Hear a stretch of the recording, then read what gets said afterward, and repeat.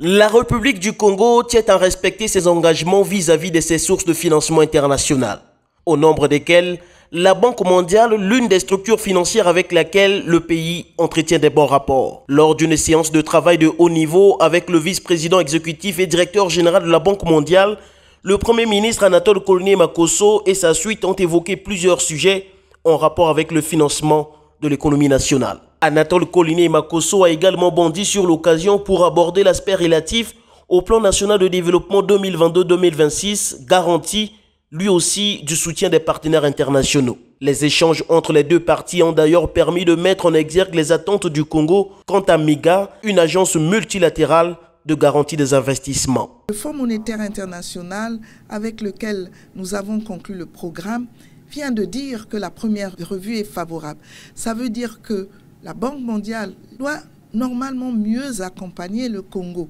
C'est-à-dire que les projets que nous avons dans notre plan national de développement doivent bénéficier de l'appui de la Banque mondiale, mais aujourd'hui aussi de l'appui de la SFI pour le secteur privé et du MIGA qui viendrait en garantie.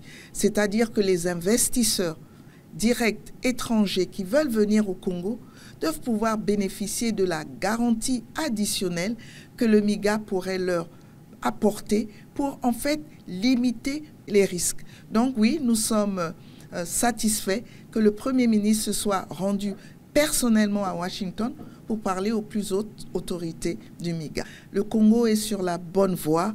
Nous en voulons pour preuve cette première revue qui a été qualifiée de succès. Cela veut bien dire que nos engagements, nous les avons pris et nous les respectons. Hiroshi Matano a pour sa part loué les efforts du gouvernement congolais dans la gestion des ressources avant de dire être prêt, au nom de MIGA, de poursuivre le partenariat et d'accompagner les différents projets du gouvernement.